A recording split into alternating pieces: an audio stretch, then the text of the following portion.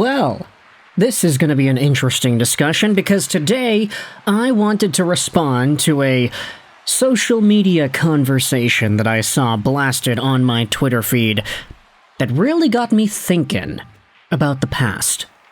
And reminiscing is fun once in a while.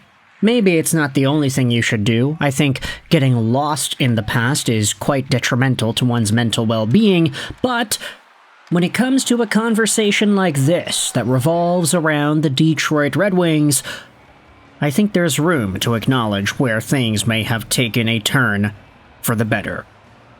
This was a tweet posted by Rono on Twitter that talks about Detroit Red Wings forward Lucas Raymond and asks, is this good?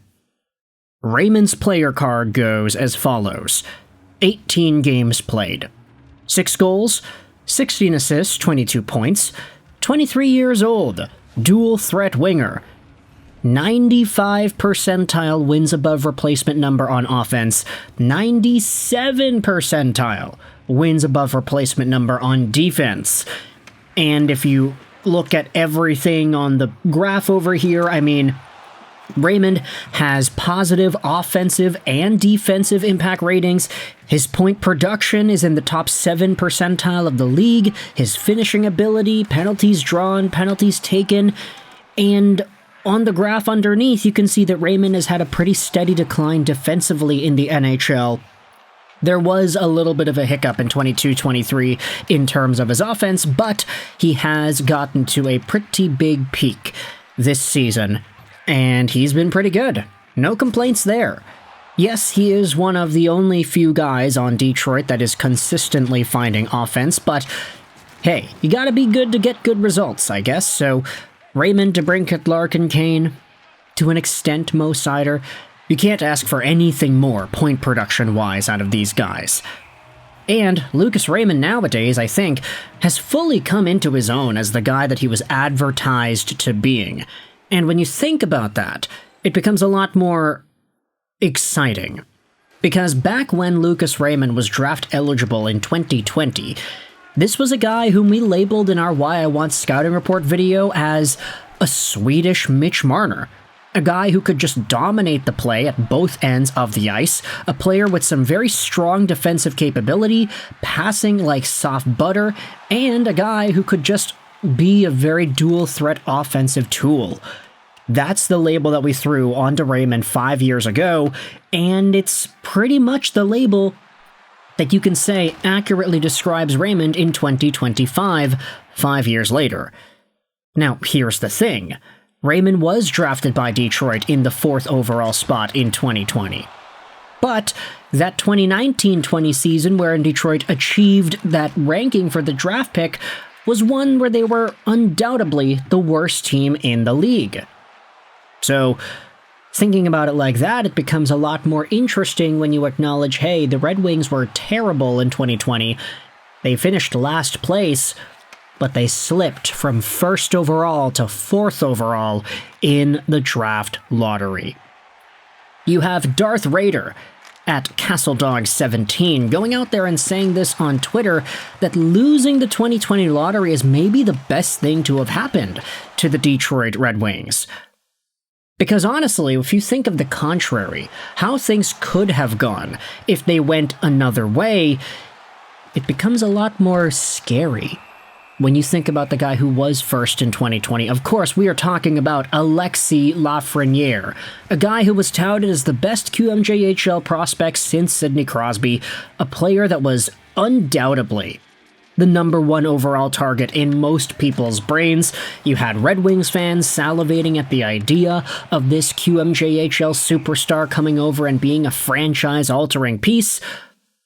But unfortunately, Lafreniere, either due to his own faults or the faults of the team that did draft him in the Rangers, he has not progressed in nearly the same way as Lucas Raymond has. Lucas Raymond is on pace for 98 points this season. Alexis Lafreniere is on pace for half of that. His best season has seen 57 total points in 82 games played. Lafreniere, we've documented his issues so much over the past few years. He was supposed to be a franchise-altering piece. The point production that Raymond has right now, We probably would have expected Lafreniere to do this in like his 20 or 21 or 22-year-old year, let alone his 24-year-old year. He's totally gotten overtaken by some of the guys that went after him in the draft, particularly Tim Stützle, Lucas Raymond. There are some other ones in there that you can say are more valuable pieces, like Seth Jarvis, for example, but Alexis Lafreniere totally has not lived up to first overall hype, despite the fact that he has been a consistent NHL player. That's the difference, though, right? NHL player doesn't necessarily mean franchise-altering superstar, especially in the way that fans thought Lafreniere would be exactly that. So I think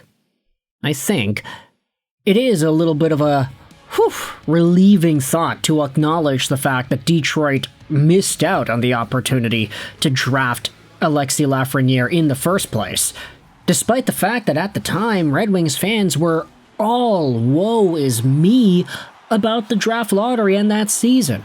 Oh, the Red Wings are so bad. Oh, they haven't made the playoffs in so long. Oh, they're rebuilding, they're tanking, they're this and they're that, and they can't even win the draft lottery. You gotta remember, the draft lottery winner in 2020 wasn't technically New York at first. It was a play-in series loser team. And if you had been following hockey ever since that time period, you hear play-in series loser team and you just get negative flashbacks, because that was how the draft lottery was decided back in that time frame. The winner of the lottery wasn't an NHL team, it was a to-be-determined team, one of which would be selected from the list of play-in series losers in the bubble playoffs they had going that year. It was a bananas time, and one that I think a lot of fans will not necessarily remember. You can do more research about that if you want. Also, all the YouTube videos that we made during that time frame are still up on the channel.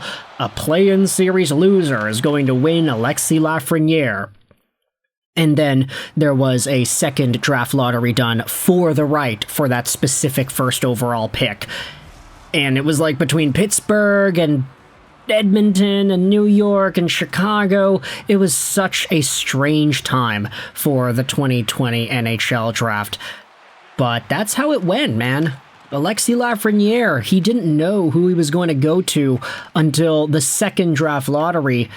And Detroit, the team that everybody thought had the biggest odds, ended up slipping to number 4. Maybe to their benefit, though, because Lucas Raymond is all that and then some. I'm not saying necessarily he probably should have gone first overall. I think Timmy Stu is probably the best candidate for that. But Dylan Larkin, knowing everything that we know about him now, I don't think any Red Wings fan would change the results of that draft for anything. If you agree, you can let me know your thoughts in the comment section below. How do you feel about the Alexis Lafreniere bullet dodged by the Red Wings, and how these lottery balls, despite the odds favoring Detroit, took the team down a better path? If you enjoyed this video, feel free to hit the like button, because likes help out with the algorithm in these trying times here on YouTube. Comment down in the comment section below, how would Alexis Lafreniere had fared if he was a Detroit Red Wing instead of a Ranger? Would he have been a lot better? Would he have actually found that 100-point caliber ceiling? Would he actually have lived up to the hype of being the best QMJHL prospect since Sidney Crosby? Let me know your thoughts in the comment section below. I hope you enjoyed this video. Roll 99, and bye.